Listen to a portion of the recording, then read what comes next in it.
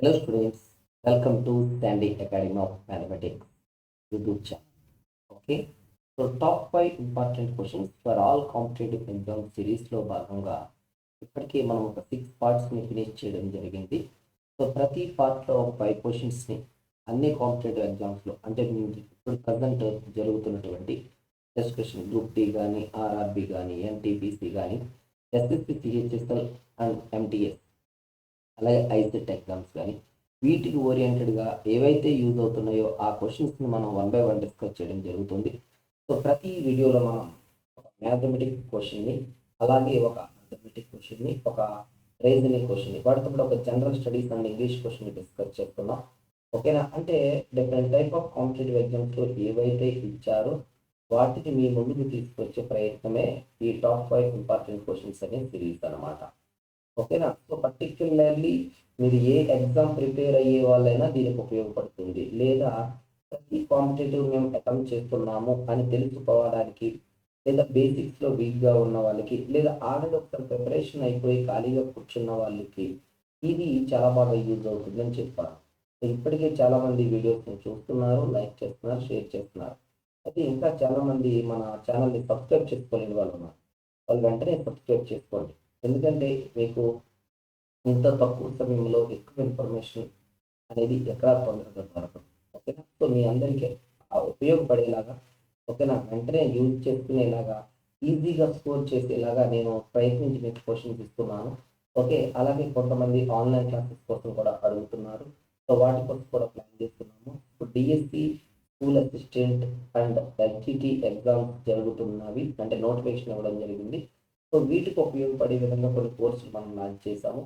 ఫర్దర్గా June July దాటిన తర్వాత, అలాగే జూలై స్టార్టింగ్ వీక్ నుంచి ఈ బ్యాంక్ ఎగ్జామ్స్ అనేవి రావడం జరుగుతుంది. అలాగే సిజిఎల్ రావడం జరుగుతుంది. సో ఆ టైంలో ఈ స్కూల్ స్టేట్ ఎగ్జిటీ వాళ్ళకి ఎలాగైతే మనం ఆఫర్స్ ఇచ్చామో అలాగే మన మిగతా వాళ్ళకి కూడా ఆఫర్స్ మనకు ఇవ్వడం జరుగుతుంది. సో ప్రతి ఒక్కరు ఆ ఆఫర్స్ని యూటిలైజ్ చేసుకోండి. ఓకేనా? సో ఎవరైనా సరే ఇంటి దగ్గరికి వచ్చిన డైలీ 1 అవర్ ఆన్లైన్లో మ్యాథ్స్ సంబంధించినవి కానీ, అర్థమెటిక్ కానీ, రీజనింగ్ కానీ వీడియోస్ పొందాలనుకుంటే అప్పుడు మనం ఆఫర్ ప్రకటిస్తాం. వాళ్ళు ముందే కనుక మీరు యూటిలైజ్ చేసుకోవడానికి ఇది ఉపయోగపడుతుంది. ఓకేనా? సో ఇంకా నేను లేట్ చేయకుండా మన వీడియోని స్టార్ట్ చేసేస్తాను. సో ప్రతి ఒక్కరు చూడండి. ఫస్ట్ క్వశ్చన్ చూడండి, reasoning question. Which number comes in place of question mark in the following series? So ఈ కింద ఇవ్వబడిన స్క్రీన్ ఏదైతే ఉందో దానిలోని పక్కాన్ని మీరు గమనించి సో ఏ నెంబర్ వస్తుందో చూడండి. సో ఇప్పుడు మీరు గమనిస్తే ఒక నెంబర్ పెరుగుతుంది, ఒకటి తగ్గుతుంది, తగ్గుతుంది, ఒకటి పెరుగుతుంది, పెద్ద పెద్ద నెంబర్లా వస్తుంది, తగ్గుతుంది. సో ఇలా ఏదైనా వచ్చింది అంటే ఒకటి పెరుగుతూ తగ్గుతూ ఉండే శ్రేణి, ఆల్టర్నేటివ్ శ్రేణి అని అనవచ్చు. లేదా మొదటి 2 నెంబర్లు ఒక్కొక్క ప్యాటర్న్ ఫాలో అవుతాయి, అలా కూడా చేయొచ్చు. చెంత ఇదిగోండి చూడండి. సో ఫస్ట్ ఆఫ్ ఆల్ 123 చూడండి. 1 ఇంటూ 2 ఇంటూ 3గా రాస్తాను. ఎంత వచ్చింది? 6 ఏనా? 6 square equal to 36. Okay, so next step చూపిస్తున్నాను చూడండి, అంటే మీకు కొంచెం అర్థం అవ్వాలి. 2, 3, 4 అనేది ఉంది. సో ఇందులో కూడా ప్రొడక్ట్ ఆఫ్ డిజిట్స్ ఎంతో చూడండి. 2 ఇంటూ 3 ఇంటూ 4, 4 జార్ 24, 24 స్క్వేర్ ఈక్వల్ టు 576 ఏనా? సో మీకు లాజిక్ అర్థమై ఉంటుంది. సో ఇచ్చిన నెంబర్లో డిజిట్స్ ఏవైతే ఉన్నాయో వాటిని మల్టిప్లై చేస్తున్నాను. ఇదిగో 1 ఇంటూ 2 ఇంటూ 3. సో వచ్చిన ఆన్సర్ని నేను మరలా స్క్వేర్ చేస్తాను. చేస్తే 2 నెంబర్స్ ఫామ్ అవుతుంది. Okay, so 123, 36, 234, 576, 121, 4. In the same way 232లో మాట్లాడతాం. ఎన్ని డిజిట్స్ ఉంటాయి? 3 డిజిట్స్. ఈ డిజిట్స్ని మల్టిప్లై చేయి. 2 3 జార్ 6, 6 2 జార్ 12. సో నెక్స్ట్ ఏం చేయాలి? 12 స్క్వేర్ అయినా? సో 12 స్క్వేర్ ఎంత వస్తుంది? 144. సో నీ ఆన్సర్ ఆప్షన్ 2 అన్నమాట, సి అన్నమాట. అర్థమవుతుందా? సో ఇక్కడ లాజిక్ ఏమి ఇచ్చాడు? సంఖ్య కామ అంకెల లబ్ధము యొక్క వర్గం గుర్తుపెట్టుకోండి. ఇచ్చిన ఒక సంఖ్య ఇస్తారు, అందులోని అంకెల్ని మల్టిప్లై చేసి వాటి యొక్క స్క్వేర్ కట్టడం అనేది జరుగుతుంది. ఓకేనా? సో నెక్స్ట్ క్వశ్చన్కి వెళ్దాం. నెక్స్ట్ ఇది వచ్చేటప్పటికి మనకి హిస్టరీ ఓరియంటెడ్ క్వశ్చన్ ఇవ్వడం జరిగింది. ఓకేనా? చరిత్ర question. The doctrine of lapse was a policy that aim to అట్లా. సో రాజ్య సంక్రమణ సిద్ధాంతము, రాజ్య సంక్రమణ సిద్ధాంతము. సో బ్రిటిష్ వాళ్ళ టైంలో లార్డ్ డల్హౌసీ అంటే బ్రిటిష్ రూలింగ్ ఉంది కదా, ఆ టైంలో చాలా కంపెనీలు వచ్చినాయి. అందులో ఒకటి ఈస్ట్ ఇండియా కంపెనీ. సో భారతదేశంలో ఈస్ట్ ఇండియా కంపెనీ వాళ్ళ ప్రభావాన్ని పెంచాలని, వాళ్ళ వ్యవహారాలు విస్తరించాలని లార్డ్ డల్హౌసీ ఒక సిద్ధాంతాన్ని తీసుకొచ్చాడు. అదే డాక్ట్రిన్ ఆఫ్ లాప్సీ, రాజ్య సంక్రమణ సిద్ధాంతం. దీని మెయిన్ పాలసీ వచ్చి extend the territorial boundaries of the English east India company. ఓకేనా, వాళ్ళ యొక్క సరిహద్దులను ఇంకా ఎక్కువ విస్తరించాలనేసి, వాళ్ళ రాజ్యాన్ని మొత్తం ఈస్ట్ ఇండియా సంబంధించిన వ్యవహారాలన్నీ దేశమంతటా విస్తరించాలనే ఉద్దేశంతో ఈ రాజ్య సంక్రమణ సిద్ధాంతం చెప్పారు. ఈ రాజ్య సంక్రమణ సిద్ధాంతం ప్రకారం ఏంటంటే, ఏదైనా ఒక రాచరిక వ్యవస్థ అంటే రాజులు పాలిస్తూ ఉంటారు కదా, అక్కడ పరిపాలించే రాజు అసమర్థుడైన అంటే సరిగ్గా పరిపాలించకపోయినా, పుత్రహీనుడైన అంటే స్వతహాగా తను పుట్టలేని కుమారుడు అంటే పుట్టలేదు, పిల్లలు పుట్టలేదు స్వతహాగా, అలా ఉన్నా కూడా లేదా సరిగ్గా పరిపాలించకపోయినా సరే ఆ రాజ్యాన్ని వీళ్ళు ఎవరు ఈస్ట్ ఇండియా కంపెనీ వాళ్ళు ఆక్రమించుకోవచ్చు అనే రూల్ని తీసుకొచ్చింది లార్డ్ డల్హౌసీ అనమాట. దీని ద్వారా భారతదేశంలో ఉన్నటువంటి జైపూర్ కానీ, అవధ్ అని కానీ, అలాగే ఝాన్సీ సంస్థానాలను కూడా వీళ్ళు 1858 వరకు ఆక్రమించుకున్నారు. ఓకేనా, అప్పటి వరకు కూడా వీళ్ళ రాజ్యం వీళ్ళు ఏ రూల్స్ పెడితే ఆ రూల్స్ జరిగినట్టు జరిగాయి. తర్వాత జరిగిన కొన్ని ఇష్యూస్, తిరుగుబాటుల ద్వారా అవన్నీ మారినాయి అనుకోండి. అయితే మీకు తెలియాల్సిన విషయం ఏంటంటే, డాక్ట్రిన్ ఆఫ్ లాప్సీ అంటే రాజ్య సంక్రమణ సిద్ధాంతం. ఓకేనా, ఇది ఏ సంవత్సరం వరకు కొనసాగింది? 1858 వరకు కొనసాగింది. దీన్ని ప్రవేశపెట్టిన లార్డ్ డల్హౌసీ. ఓకేనా, దీని ప్రకారం ఏదైనా రాజ్యంలో ఒక రాజు అసమర్థుడైన లేదా అతనికి స్వతహాగా కుమారుడు లేకపోయినా అంటే పుత్రహీనుడైన ఆ రాజ్యం మొత్తము ఈస్ట్ ఇండియా వారి ఆధీనంలోకి చెందుతుంది అనే ఒక చట్టాన్ని వాళ్ళు తీసుకురావడం జరిగింది. సో దీని మెయిన్ ఉద్దేశం ఏంటంటే, ఓకేనా, ఈస్ట్ ఇండియా కంపెనీ యొక్క సరిహద్దులు దేశం అంతా విస్తరింప చేయడం. ఓకేనా, గుర్తించుకోండి. నెక్స్ట్ అథమెటిక్ క్వశ్చన్ కొద్దాం. Profit obtained by selling an item for 620 rupees is same as the loss obtained by selling the same item for 680 rupees. Find its cost price అంటున్నారు. అంటే 700 రూపాయలకి అమ్మితే లాభం వస్తుందట ఒక ఐటమ్ని, అదే ఐటమ్ని 680 రూపీస్కి అమ్మితే నష్టం వస్తుందట, నష్టం వస్తుందంట. అయితే ఇక్కడ ఎక్స్ రూపీస్ లాభం వస్తే ఇక్కడ నష్టం కూడా ఎక్స్ రూపాయలే వస్తుంది అని అంటున్నారు. అంటే లాభం ఇప్పుడు వస్తుంది అమ్మిన వెల కన్నా కొన్న వెల తక్కువ అయితే. సో 720 మైనస్ కొన్న వెల, ఇది లాభం. మరి నష్టం ఎప్పుడు వస్తుంది? 680 కన్నా ఎక్కువ ఉంటే, అంటే కొన్న వెల 680 కన్నా ఎక్కువ ఉండి, సో 680 గనక అమ్ముతూ ఉంటే నీకు నష్టం వస్తుంది. అంటే ఎలా రాస్తావు? 4A minus 680. నేను ఇప్పుడు కొన్న వెల అడుగుతున్నారు. ఈ మైనస్ 680 తీసుకొస్తే 2 ఇంటూ కొన్న వెల అవుతుంది కదా, ఇక్కడ మైనస్ కొన్న వెల, ఇటు వస్తే ప్లస్ కొన్న వెల. 2 ఇంటూ కొన్న వెల ఈక్వల్ టు 720 ప్లస్ 680. 2 ఇంటూ కొన్న వెల ఈక్వల్ టు 1400. దీని నుంచి కొన్న వెల ఎంత అవుతుంది? 1400/2 అవుతుంది. దట్ ఈక్వల్ టు 700 రూపీస్ అన్నమాట. ఓకేనా, చాలా మంది సింపుల్గా ఎలా గుర్తుపెట్టుకుంటారంటే, లాభము మరియు నష్టం అని ఇచ్చి అది ఒకేలా ఉంది అని అంటే కనుక కరెక్ట్గా ఇచ్చిన రెండు వాల్యూస్ యొక్క యావరేజ్ ఆన్సర్ అని గుర్తుపెట్టుకుంటాం.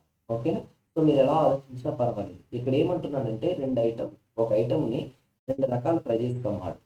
70 అమ్మితే బెనిఫిట్ వచ్చింది, 60 అమ్మితే లాస్ వచ్చింది. కానీ కౌంటింగ్లో చూస్తే ప్రాఫిట్ ఎంత వస్తుందో లాస్ కూడా అంతే వస్తుంది అంటున్నాను. సో ఈ కాన్సెప్ట్ని బేస్ చేసుకుని ఫస్ట్ ప్రైజ్ ఎంత ఉందో చెప్పండి. ఓకేనా, సో అప్పుడు ఏమవుతుంది? మిడ్ వాల్యూ అవుతుంది. ఓకేనా, సో నెక్స్ట్ క్వశ్చన్ వచ్చేటప్పటికి ఎస్ఎస్సి, సిహెచ్ఎస్ఎల్ అండ్ సిజిఎల్లో అడిగే ప్యూర్ మ్యాథ్స్ క్వశ్చన్ అన్నమాట. సో x + 1/x వాల్యూ ఇచ్చి x⁴ 5 + 1/x⁴ అడుగుతున్నారు. ఓకే, ఇక్కడ మీకు ఒక విషయం చెప్పాలి. X plus 1/x equals some k అయితే కనుక ఎక్స్ స్క్వేర్ ప్లస్ 1/x² సూత్రం k² - 2. ఓకే, అదేవిధంగా ఎక్స్ ప్లస్ 1/x k అయితే x³ plus 1/x³ equal to k³ - 3k అవుతుంది. సార్ ఎందుకు సార్ ఇప్పుడు ఈ రెండు కట్టాలంటే ఇక్కడ పవర్ 5 ఉంది కదా, 5ని ఎగ్జాక్ట్గా స్క్వేర్స్ రూపంలో కానీ క్యూబ్స్ రూపంలో కానీ రాయలేదు. ఎవరైనా ఇప్పుడు ఇలా అడిగారు అనుకోండి, x⁴ అని, దీన్ని రాయొచ్చు x³ రాయొచ్చా, లేదా x²⁴ రాయొచ్చు. నేను x⁴ అలా రాయలేవు కాబట్టి రెండు ఆల్జీబ్రిక్ ఎక్స్ప్రెషన్స్ యొక్క ప్రొడక్ట్గా ట్రై చేయాలి. Okay, so x² plus 1/x² equal to k² - 2 అంటే 5² - 2 23. అలాగే x³ ప్లస్ 1/x³ అంటే k³ - 3³ అంటే 5³ - 3 × 5 దట్ ఈక్వల్ టు 110 అంటే 125 - 50. ఓకే, సో ఇప్పుడు నేను ఈ రెండు మల్టిప్లై చేస్తున్నాను లెఫ్ట్ సైడ్, అలాగే రైట్ సైడ్ ఈ రెండు మల్టిప్లై చేస్తాను. అంటే ఇలా రాస్తున్నాం x² plus 1/x² into x³ plus 1/x that equal to 23 × 110 multiply చేస్తే 2530 వచ్చింది.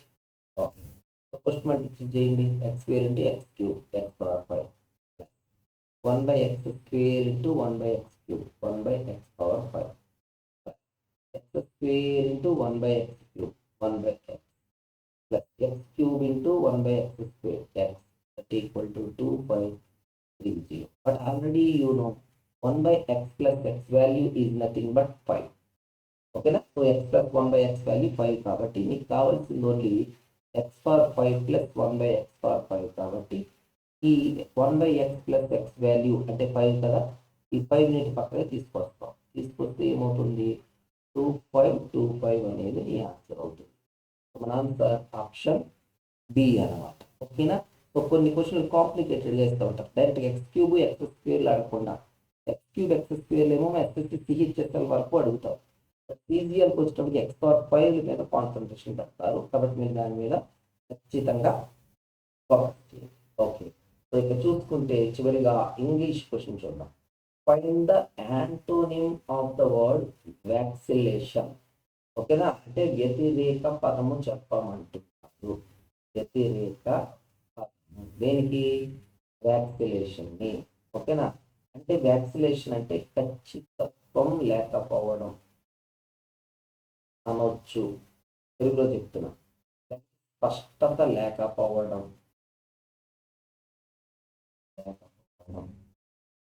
లేదా స్థిరత్వం లేకపోవడం అని అంటాం. క్లారిటీ లేదు అని అంటాం కదా, అదన్నమాట. అంటే ఎలా చెప్తుంటే వ్యాక్సిలేషన్ అంటే lack of ability to take decisions.